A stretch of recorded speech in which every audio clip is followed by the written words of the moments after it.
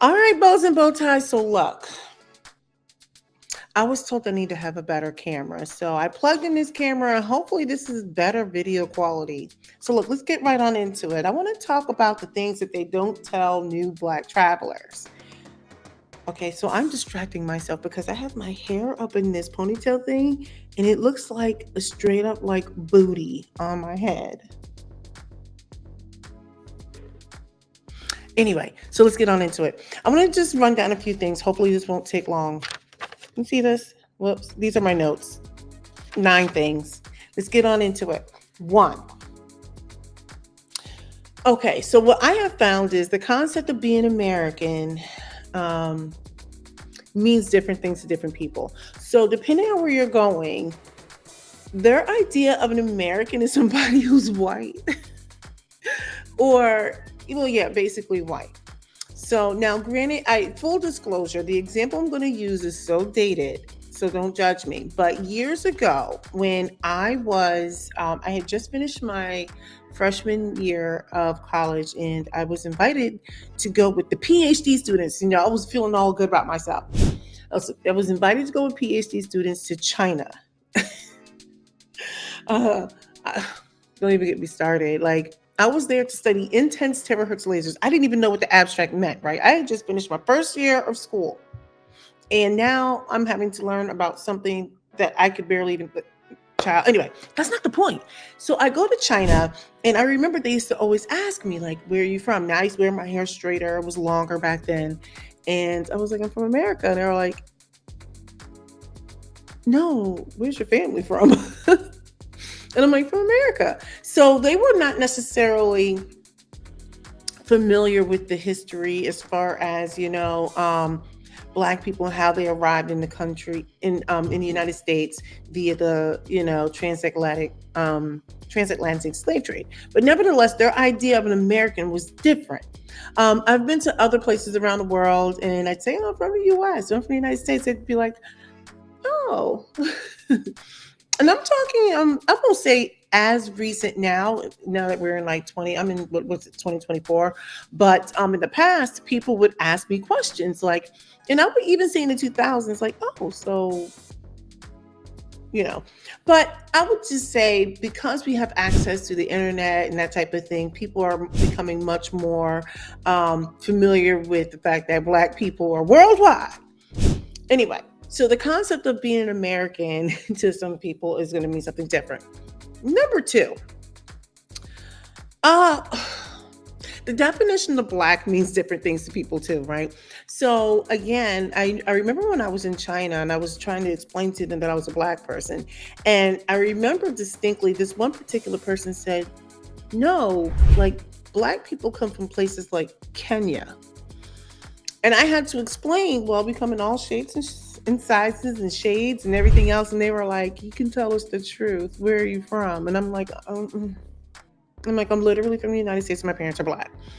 Um, Even in the early 2000s, depending on when in my fit or finer younger days, when I was younger, my hair was longer and I wore it more straight. People would ask me, it wasn't like long, it was just longer. And people thought that I don't know what they thought. So many people thought I was biracial. I'm like, I'm literally not. So many people, they were just having a hard time. And I was trying to explain, I'm like, well, Black people in the United States, we have all kinds of shades. Just like when you go to other places, if you go to India, if you go to anywhere in Latin America, right? There's the gambit of everything. But I just wanted to let people know, depending on where you go, Black means something different. Look, we use words here that mean something different. For example, I recently learned that in South Africa, they will refer to mixed race people, if you're Black and white or something like that, as colored. I was like, what? So here in the United States, the name colored would mean something different, right? Because, we associate that with like old slavery terms and Jim Crow and that type of thing.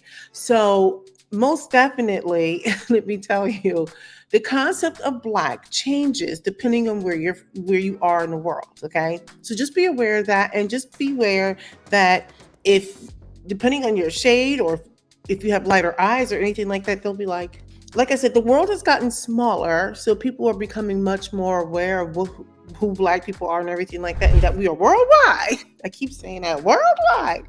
Um, worldwide. Nevertheless, just wanted to kind of like throw that out there. Number three, it is not uncommon to be ogled at.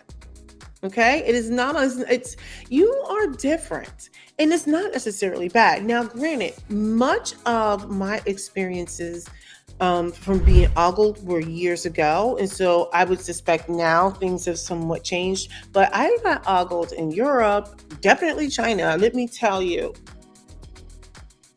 I remember there was this one time. Now, this was a long time ago, back in like 1999, when I was in China, and the people of China, like the people of China.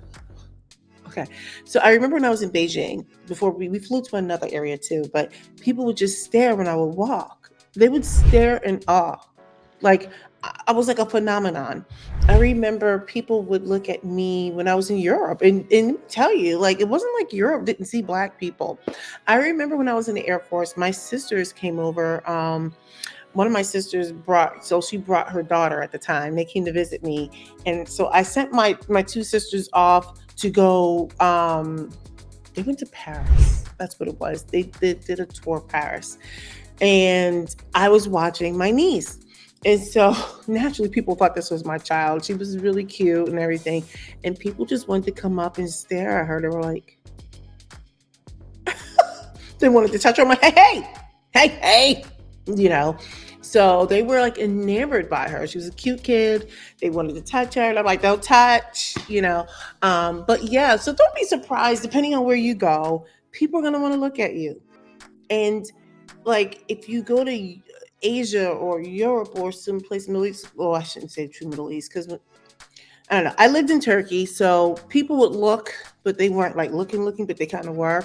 But just know that because you do stand out in a good way, you're beautiful. Like, how often do people who live in a very homogenous society see someone with hair like as glorious as what we have? Because it's different, right?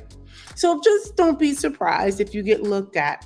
But like I said, much of the world now has access to the internet. We are worldwide. So I'm going to move on. Number four, if you are in a place where it's very homogenous, don't be surprised if people not only stare, but maybe they want to take pictures. I remember back in China, this is a lot in China. Oh my goodness. I remember when I was in China, people were like, take a picture with my baby. They wanted me to hold their baby and take a picture. I don't know what that meant. It probably was something derogatory. But nevertheless, they wanted me to like hold their baby. They wanted to take pictures because like I was a phenomena. And at the time I was like, I'm feeling so uncomfortable, but I was trying to show a level of grace. I was in somebody else's country, but that was years ago. And being that the world is now smaller, basically they're now learning that Black people are worldwide.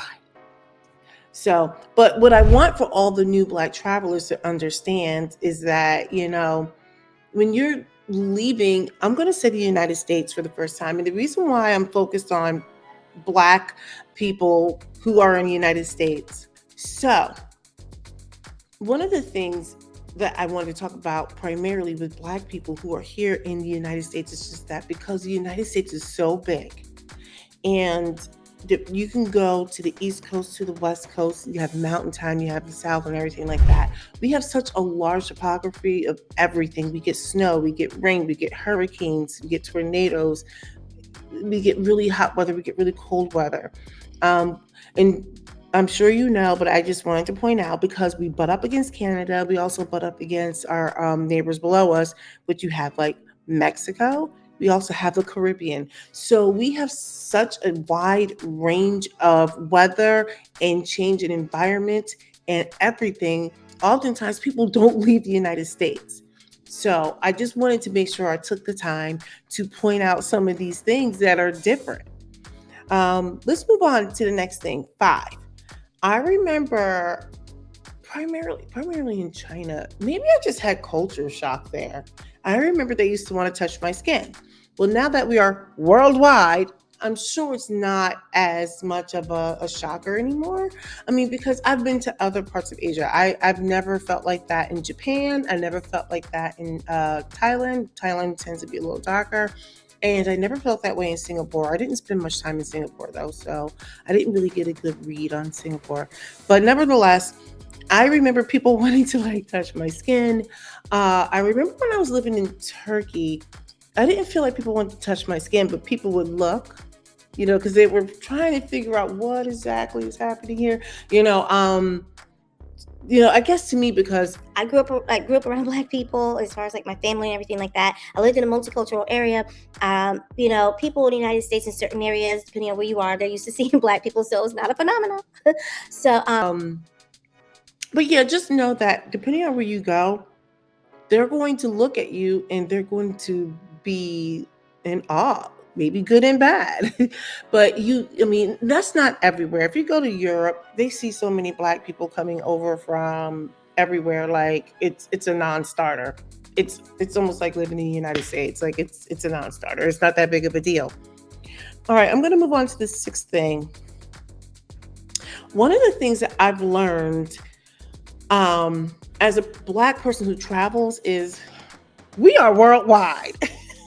I had to like remind myself how worldwide we really are.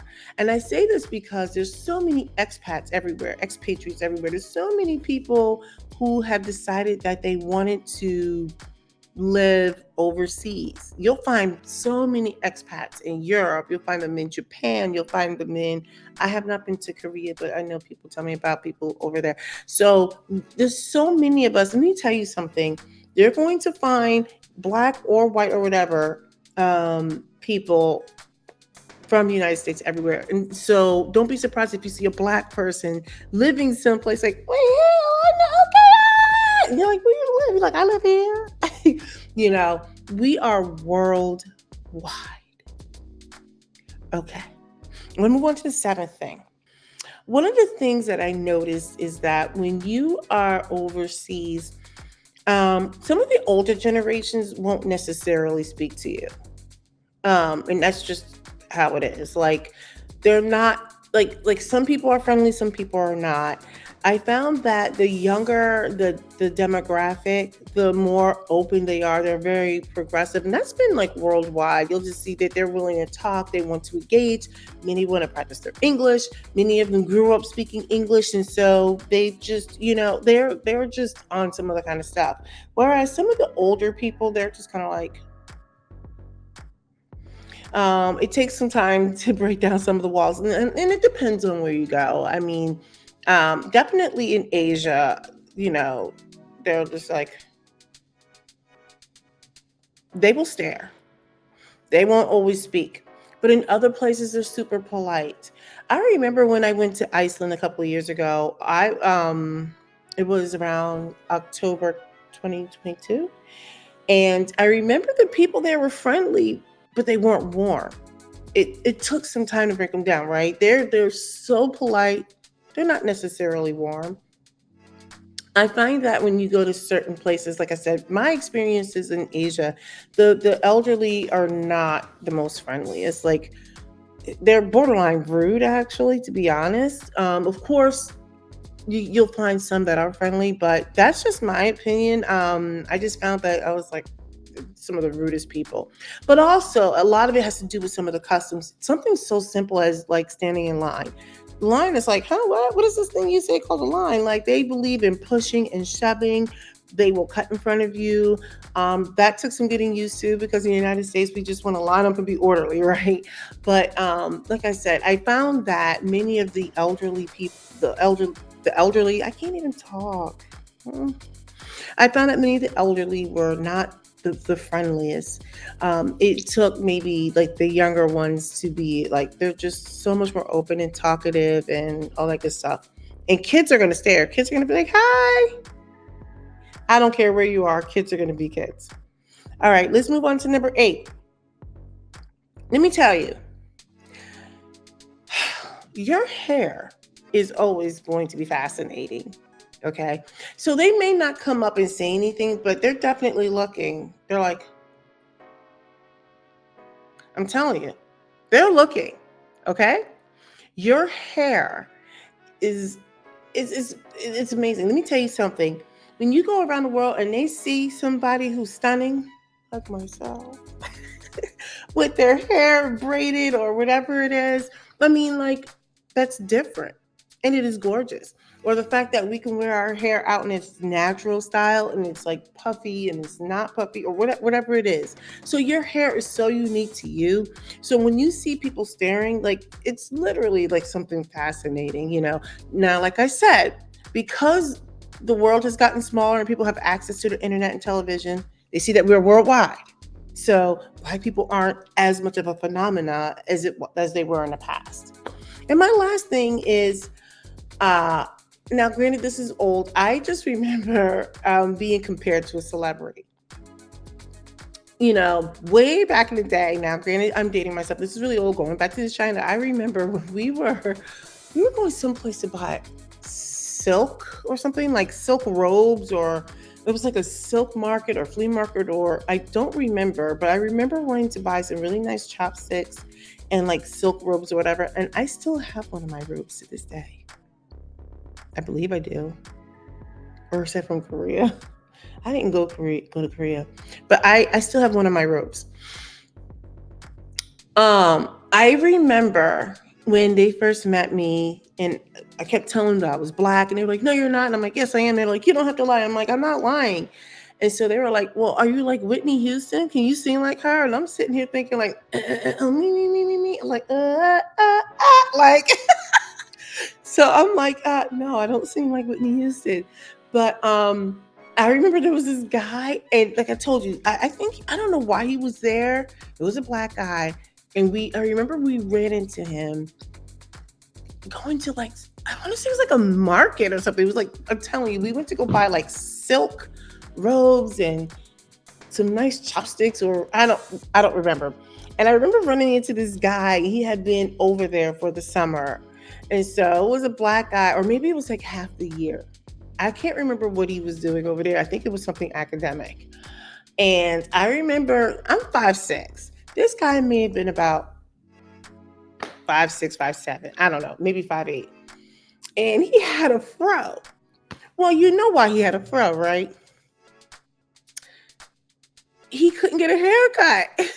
So he had been in country for a period of time. So, he just grew his hair out. So he was rocking a little fro.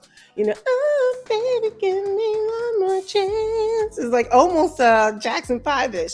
Anyway, he had this fro. And their only concept of a black guy was they asked him, I kid you not, they asked this dude, they were like, "Are you Michael Jordan?"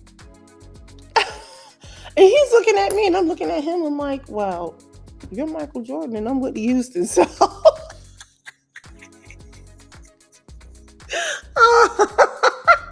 so anyway, let me just say this.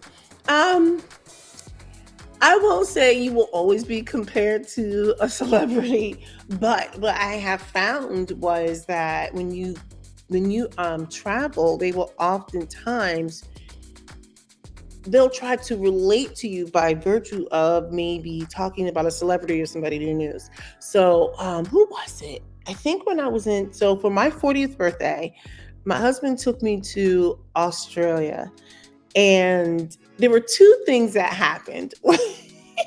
One, they were asking me, it was like they were asking me about Beyonce or something.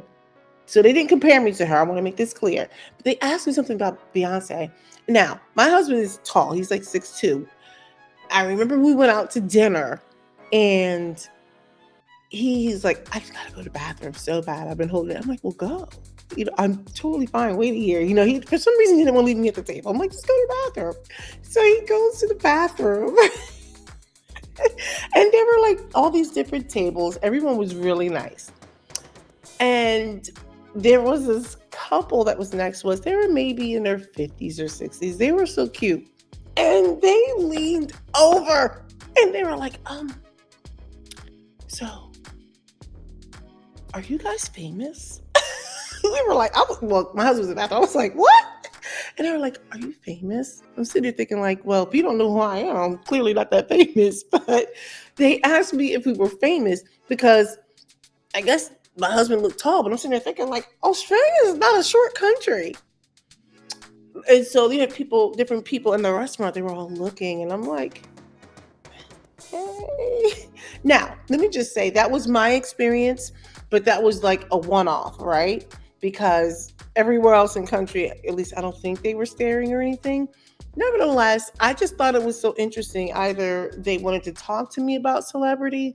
I found that I will say this at that during that time, I do remember people wanting to ask me about former President Barack Obama.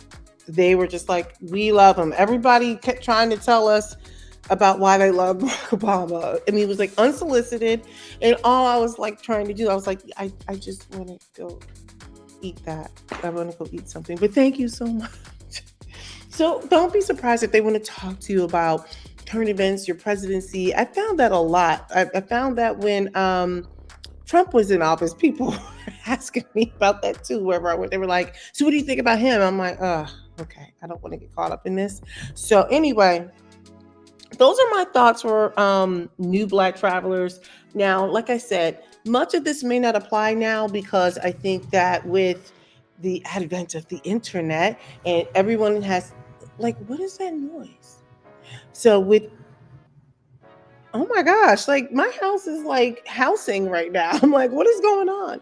So, anyway, the point I'm making is with everyone having access to the internet and social media, Black people aren't as much as a phenomenon anymore because we are worldwide. However, don't be surprised if people want to come up and talk to you because your skin is popping and locking or your hair is popping and locking, right? You look different, your features are different. Our customs are different. I think how people refer to you, like sometimes the language that is being used is different than what we would use. You know, I don't know where I was where somebody was trying to tell me that I wasn't Black. I'm sitting there thinking like, but I'm literally am. But like it was somebody from the continent. I don't know what they were like. No, you guys are mixed up. And I'm like, you're not going to police my Blackness. I'm like, what else am I supposed to claim? So anyway, just want to throw that out there. These are just some of the things you should think about, but don't let these things be limiting. Sometimes people are just curious and they just want to talk. Like, and I try to oblige when I can, and when I can't, or people will sometimes stare, and depending on how petty I'm feeling that day, I might be willing to.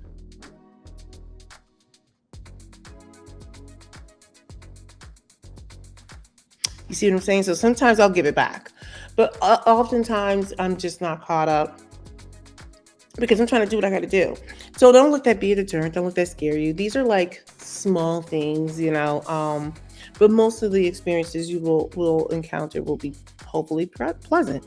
Anyway, so look, thanks for joining my little video. Well, let's try this again.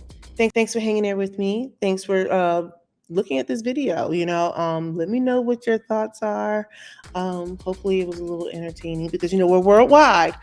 And hope to see you soon in the next video.